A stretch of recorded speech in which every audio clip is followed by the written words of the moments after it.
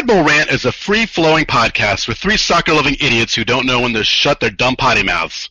So listener discretion, yeah, it's pretty much advised.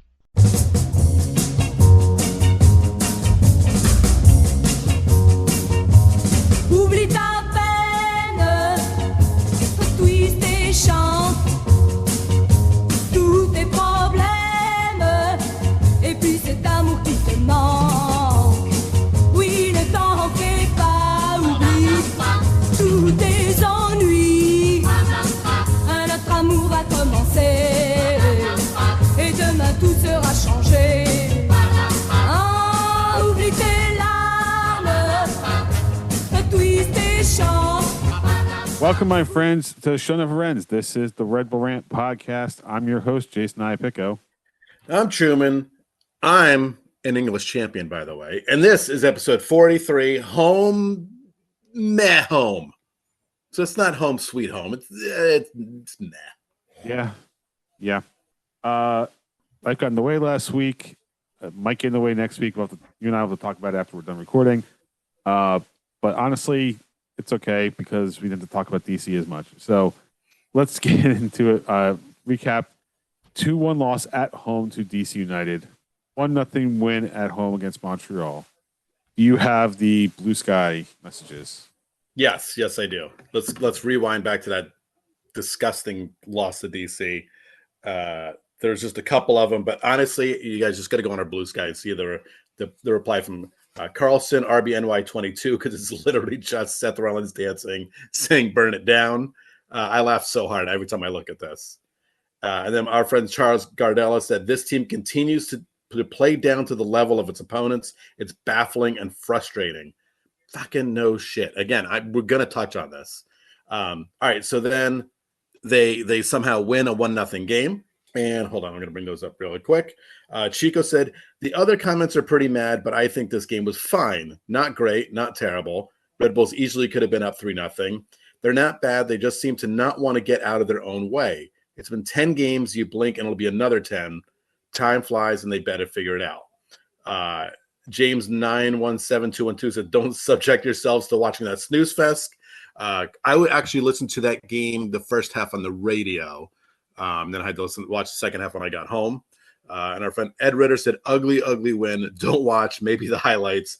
Devoid of attacking ideas, and the idea of going into a defensive shell late when Montreal had the better offense was awful." So there you go. Yeah, not good at all. These were two straight home games. Yeah, they were. And that was the result we got. Honestly, I don't even know where to start. Usually we have our dislikes and likes, and I feel like there's not much to like about these games. So I guess start with dislikes just because. But you go first. I don't know what to say, honestly. There's a ton to dislike with these games. Number one, they scored 2 goals in 2 home games. That's number one. Number two was a favorite British term, shambolic defending in the first half of that game against DC. I will say this: the goals that DC scored, if that was my team, I would have been like, "Wow, these goals are amazing, pretty." Whatever you want to say, they were very good goals on DC's side. But our side was fucking defensive breakdowns, letting that guy touch the ball, literally spin right past you, go right past you, and score a goal for the first one. Horrific defending at home. There's no excuses for something like that, playing that bad to a bad DC team in your building. That is completely humiliating. Yay, they got a goal back. Good goal. Choupo-Moting, great goal. It was really nice. But again, too little too late. But I think the overall arc is just the lack of scoring with this team is maddening. Absolutely maddening. Yeah, and they brought players in that were supposed to help fix that.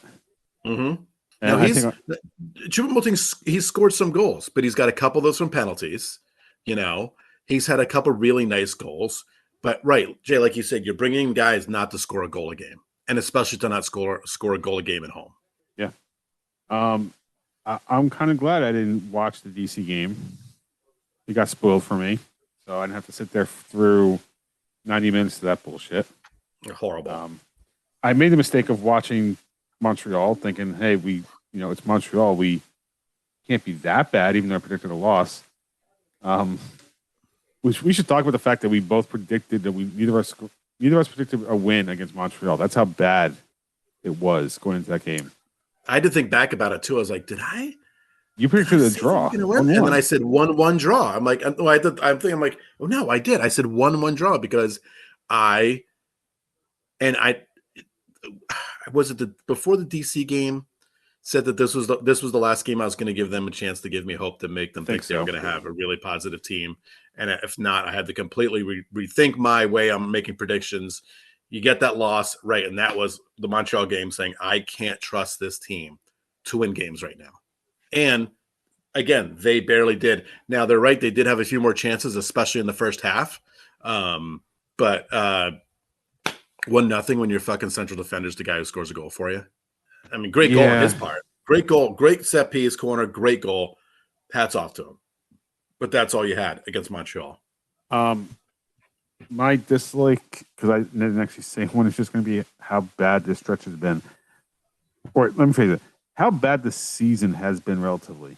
Like, yeah. I know we were not going to be a great team, right? I was not expecting, after winning the Eastern Conference in the playoffs last year, I was not expecting us to be the top of the Eastern Conference this year. What I was expecting was improvement. And we're not getting improvement. No. We have not won a game on the road. I think we've one goal on the road total this year. Our only wins have been at home. Honestly, maybe one or two of those games we didn't deserve to win anyway. We got bailed out by penalty kicks multiple times at home. Mm-hmm. Yes, several times. And I'm not saying this is all on one or two players, but we brought players in specifically to beef up the offense. That has not happened.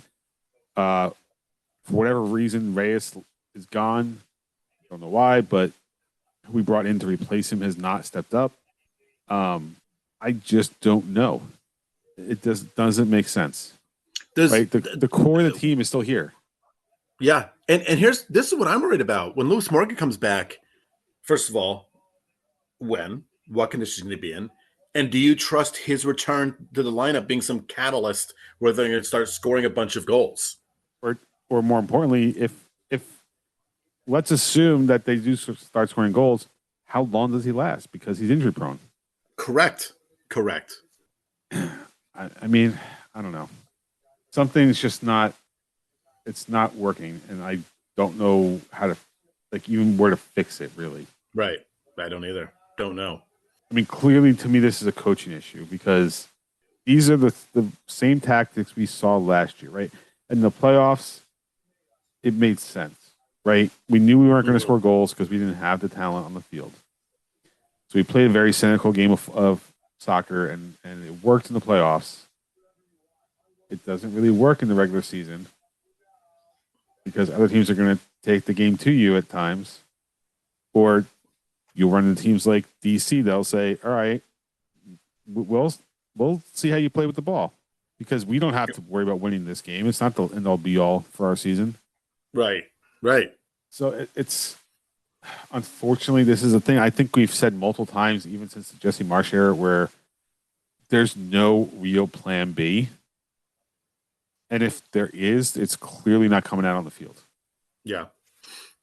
And right, we don't know where the answers are going to come from because, I mean, they're not – no one's getting fired this year. No players leaving. This is kind of the team you're stuck with. Unfortunately, they have on paper plenty of talent.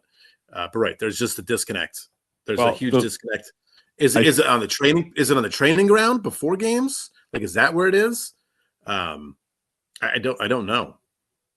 The one thing I will say is I believe Caballo they're not going to pick up his deal after the loan's over. Mm-hmm. So there's that.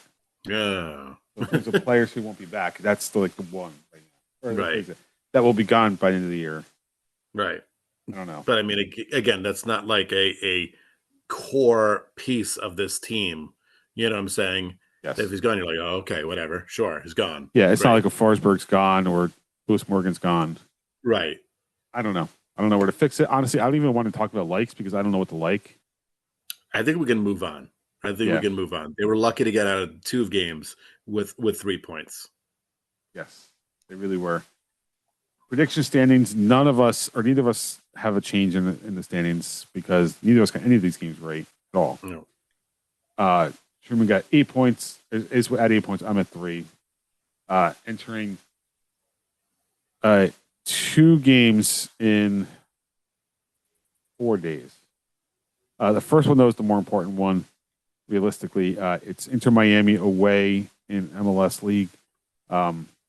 Saturday, April 19th, 7:30 p.m. Eastern Time. Miami comes into the game with a 5-3-1 record, 18 points, a +6 goal difference, number 5th in the Eastern Conference. Their last 5, specifically in MLS play, is a loss, 2 draws, a win, and a loss. And I say that in MLS play because they were facing Vancouver in the CONCACAF Champions Cup and got smoked over 2 legs, 5-1. Yes. Yeah. You know, scored, I believe, 2 goals in those 2 games? The kid who we should never have sold. Correct. Correct. Brian White. He has, I believe, I looked at it today, 66 goals with Vancouver. I'm going to look it up because it's something. Right now on this year in the CONCACAF Champions Cup, 8 matches, 5 goals for Brian White. That's just in the tournament. I believe he has 66 goals with that team. According to Wikipedia, it's 52. Oh, wait, I'm sorry. Hold on. I'm talking 67. Okay. So I missed. I don't know. There's a disconnect between the summary up top plus his stats on the bottom. Okay. Let's see. So we sold him to Vancouver in 2021. And I'm going to go year by year. 21, 29 appearances, 12 goals. 22, 29 appearances, 7 goals, which was a down year for him. Yep. 23, 43 appearances, 20 goals. 24, 44 appearances, 16 goals. This year, 16 appearances, 12 goals. Why the fuck did we sell him? Well, we had Tom Barlow. Although honestly, if we sold Barlow and kept him, we probably would have fucked him up anyway. So, right, probably would have been the same results no matter what. Yeah, he had to find a place that would actually fit his playing style, and he's certainly done that. Yeah, But we know. We already thought he was good before that. Embarrassing! Kick that can, coach. Kick the can. Fucking embarrassing! I didn't use that at all because my phone wasn't working as well. I'm like, wait a minute, I have a soundboard. Why am I not using it? All right. So Inter Miami, they literally, I think it was last night, Wednesday night, that they lost their second leg of the. Last night, correct. Yeah. So that they lost. So they're playing on a short week compared to us. Truman, you're up first. What's your prediction? Oh, wait, and we should mention. I think we mentioned it last time. Miami Grand Prix this weekend too. Yeah, this is the big Miami weekend. Yes. So very possible if the Red Bull soccer team pulls it off, there's a possibility of 2 wins in 2 days for Red Bull organization. Well, right. Don't get your hopes up, Jay, because I feel you and I will both be getting points. Max Verstappen might not be getting max points today, but I think you and I are both going to be getting points because there is not a chance in hell the Red Bulls are winning this game in Miami. No fucking way. I know Miami's going to be tired. They have old legs on that team. Yeah, 37-year-olds, 36-year-old forwards. They are old, but they are probably extremely pissed off that they were embarrassed by Vancouver. Vancouver has the best record in the league right now. They're going to be playing at home again. I can't see this team losing to the Red Bulls in their own building. I'm not going to go crazy. I think it's a 3-1 loss. And I think it's going to be – I hate to say it because we'll touch on it a little bit later. I think it's not going to be a great weekend for Red Bull sports. No, it is definitely not going to be a good weekend for Red Bull sports. And we didn't win that contest, by the way. Well, I didn't enter. You didn't even enter? There's a reason. I'll tell you offline. That's upsetting. You could have just won and given me the tickets. It would have been fine. I guess I could have done that, but yeah. All right. My prediction. I am also going to go with loss because there's no fucking way we're winning. There's no fucking way we're going. No, not happening. Is it a 3-1 loss? I could see that, but honestly, I think the more realistic solution or more realistic outcome is going to be a 3-0 loss. Okay, that's fair. We've scored 1 goal on the road all year. Why are we going to all of a sudden score a goal in Miami? Penalty awarded. You think we're going to get a penalty in Miami against Messi? Yeah, sure. You know what? I'm going to make it a bold prediction. I think it's going to be the first goal scored in that game. That's just going to make it worse when we lose 3-1. You're correct. Right. That's exactly what's going to happen. The slight bit of hope. Like, nope. Not allowed to have it. And then get absolutely trounced. All right. Red Bull's second game in 4 days will be U.S. Open Cup on Tuesday, May 6th, when they take on the Colorado Springs Switchbacks FC. Because God knows why we have to have so many fucking names in the team name. I can't wait to see all the guys playing for the Red Bulls in that game. Clearly, that's going to be Red Bulls 2 for the most part. Yeah. Or whatever we're allowed to bring up for Red Bulls 2 because the MLS is being fucking weird about the Open Cup again. Yeah. We don't predict Open Cup or playoffs, so we're not going to give a score, but we can give our thoughts. I thought it's nice to see. Sorry.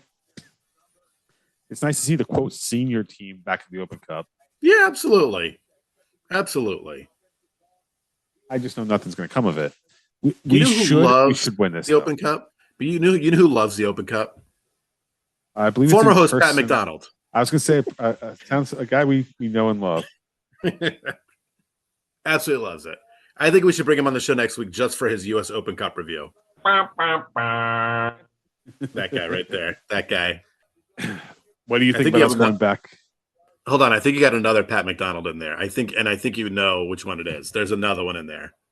Yeah, I just got to find where I put it. Got to dig through. And listen, we don't have the time to dig through this on this podcast. We literally don't have the time. Clock is ticking. Lowest common denominator. There it is. There it is. We found him. And we're not kidding about the clock ticking. We're using Zoom and we're limited to 40 minutes. we're on the clock. It's not draft night, but we're on the clock. That's right. All right. Your thoughts on the Open Cup game? It'll be fun. I'm happy they're in it. That's all I can say. I'm happy that they're in it. They should be in it. It's a cup competition. I like the Open Cup, no matter who they're rolling out there. But I am glad to see them in it. I feel like this is a game we get to say, you know, it doesn't matter what happens, so let's just enjoy it. Yeah. All right. Red Bulls 2, their last match, they won 4-2 against Orlando City B. Their standings 4-1-1, 13 points, a +3 goal difference, second in the Eastern Conference.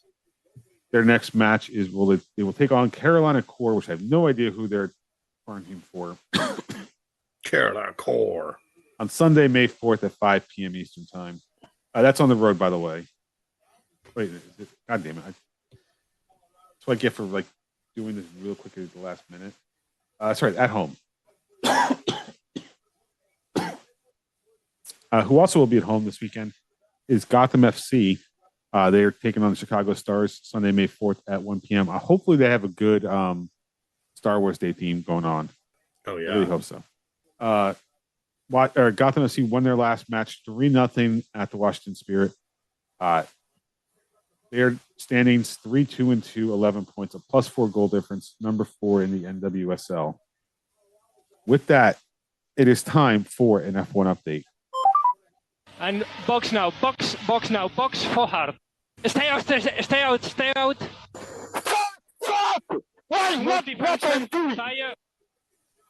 All right, so before we get to Miami, we do have to back up because we didn't get to talk about Saudi Arabia. The race that was ruined for Red Bull in one lap. That's how that race went. One lap tanked their chances to win or get any more points. It absolutely sucked. Yuki went out in the first lap. Max gets penalized 5 seconds for that illegal pass or whatever in the first lap. And then you were like, my God, can you just somehow get onto the podium? Which he did. He finished second. So he did get onto the podium.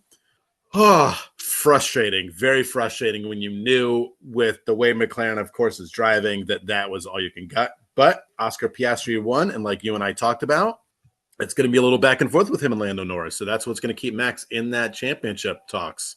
Now, we're in Miami. Max has won twice here previously. It's going to be fun. What it comes down to is, can Yuki get back into the top 10 and not crash in the first lap? If he can, they can get more points here. He had a great qualifying. And this is a big weekend, Jay, because I don't know if you knew. It's a sprint weekend. I did not realize that, but that makes sense. In fairness to Yuki, I don't put that crash on him. I don't either. He was just but it's wrong, just wrong place, wrong time. yeah. But it could just drive you crazy. It drives you nuts. It really does. But yeah, so you got to get big. You got the sprint. You got practice one tomorrow. You got sprint qualifying tomorrow. You got the sprint on Saturday. You got the race on Sunday. It's in Miami. Count the stars that were going to be there. There will be a billion stars there. And somebody is going to go to both the Red Bulls game on Saturday and the Grand Prix on Sunday. So yes, I hope they are a Red Bulls fan because that would be cool. It'd be cooler if they were listening to the show. I bet they're not, but that would probably be not. cool. That would be cool. I'm just saying it would be. All right. With that, it is time for the dumping grounds. I'm the trash man. Go ahead. You're going to go first. I know. You see, my arms are up in the air. Very excited. I got a bunch of news first of all, but let us talk about Liverpool Football Club winning the Premier League, winning in front of their fans. So that's winning the Premier League for the first time. You know, when it's actually became the Premier League, winning it for the first time in front of their fans, which was absolutely awesome.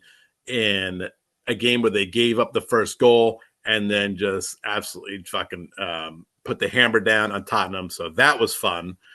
Salah got the scored, so you have your top star scoring. It's a great day. The weather were perfect. It was mayhem outside before and after the game. Flares everywhere. I wish here's my only problem. My job is only open on the last Sunday of every month. So of course I was there, and I was on a stinking test drive when that clock counted down and they won the championship. So I did not get to see the celebration live. I had to go back and watch it as I sat in the back seat of a test drive and secretly posting on Facebook. See, this is when you should have just called in sick. I know. I should have. But I mean, I probably won't miss the cup lifting because they don't get the championship until the end of the season. They won't get the trophy. Also, my coworker has now learned a valuable lesson. We immediately went online to find that they have these beautiful black and gold Premier League Championship scarves for sale. They were out of stock in about 5 seconds. I come in the next day. They're available online. I said, buy two. Just do it right now. He goes, yep, I'm going to get them right now. And then I'm going to see if I can find something else so I can buy it and get free shipping. He hemmed and hawed. And by the time we went to get it, they were gone again. So I said, for the love of God, if you beat me to this again and they're there, buy them. Please just buy them now. Do not wait. You have to get them. But yeah, I mean, obviously as a fan, I think it's awesome that they won. And they actually get to have a parade, which they're having, I think, on May 26th will be the parade. So pretty badass. Your comments on Liverpool winning, Jay. Go ahead. I know you're excited. I'm just waiting for the end of Goodison Park. There you go. Everton are safe. We're going to close out Goodison Park in the Premier League. We're going to open up whatever Bramley Moore is getting called in the Premier League. I'm good. The only thing that sucks is Tarkowski hurt his hamstring 2 weekends ago and is out for the rest of the year. Hopefully he'll be back in the summer. Well, none of those teams have to worry because the teams that got relegated were very, very bad. Yeah. Very bad.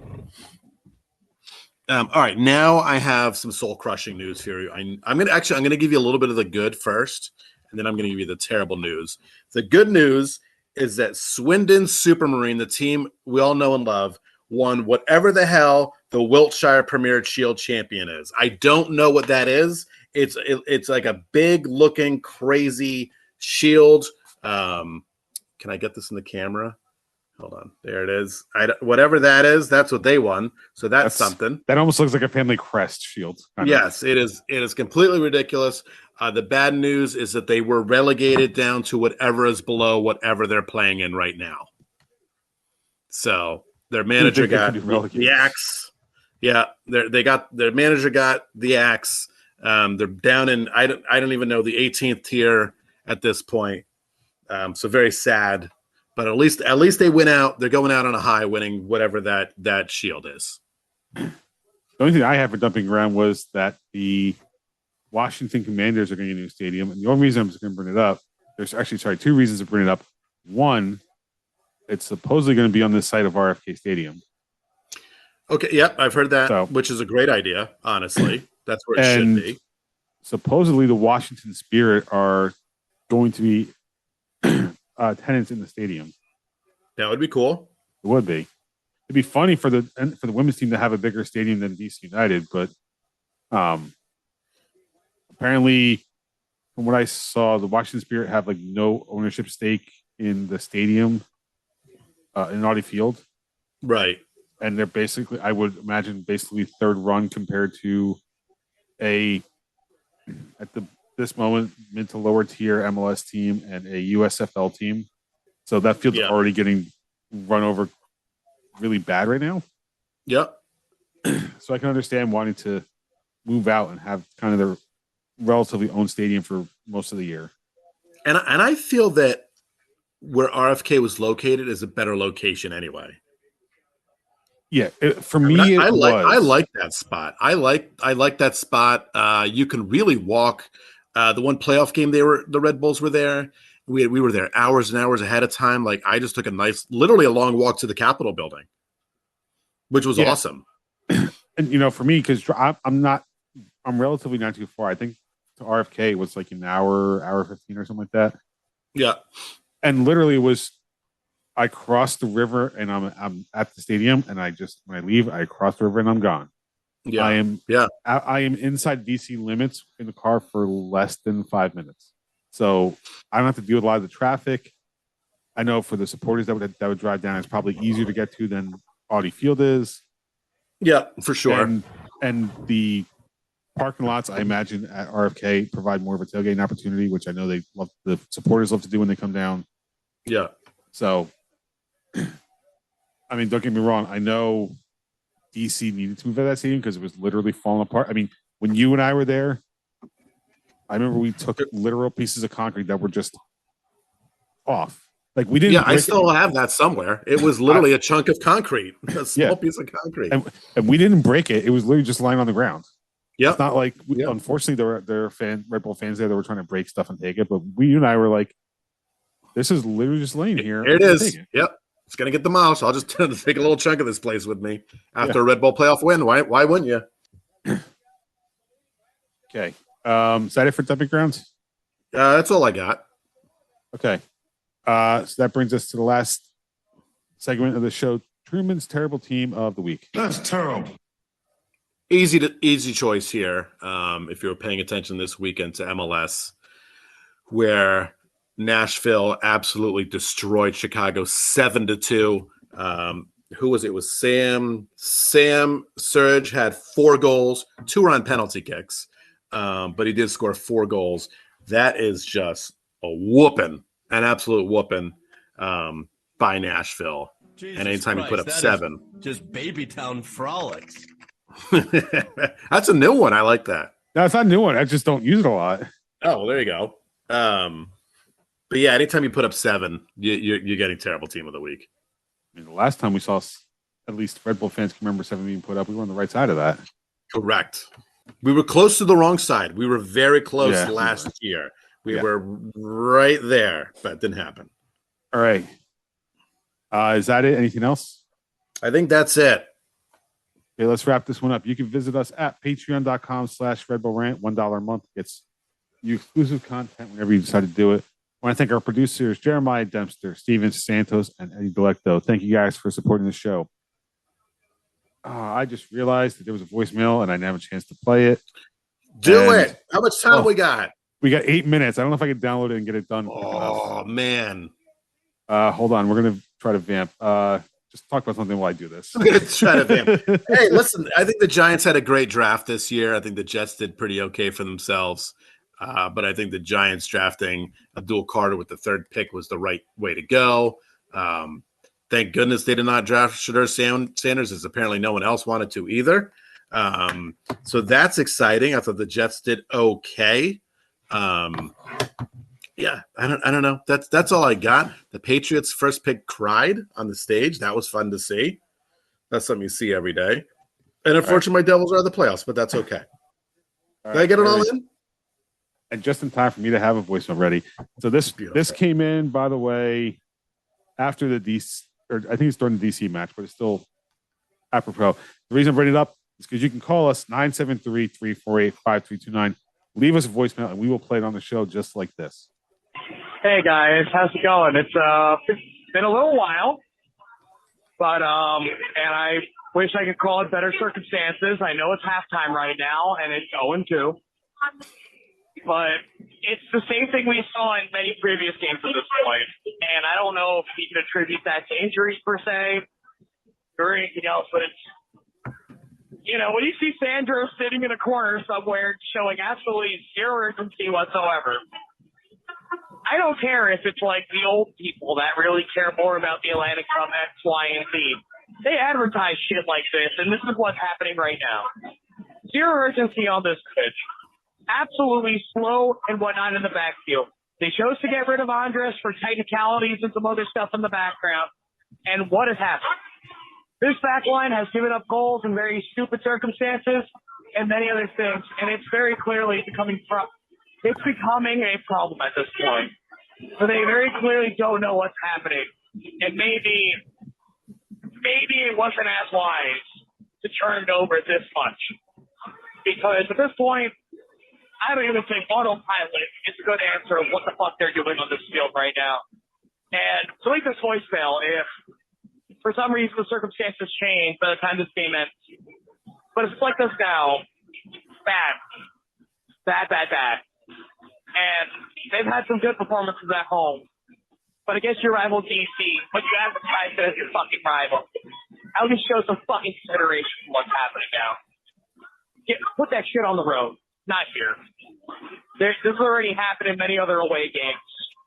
And here's what's happening now. Bad. Have a good night. Considering he called from the game, that was actually pretty good quality. That was really good. I don't know what corner of the arena you found that night, but go there if you're going to call us during the game. All right.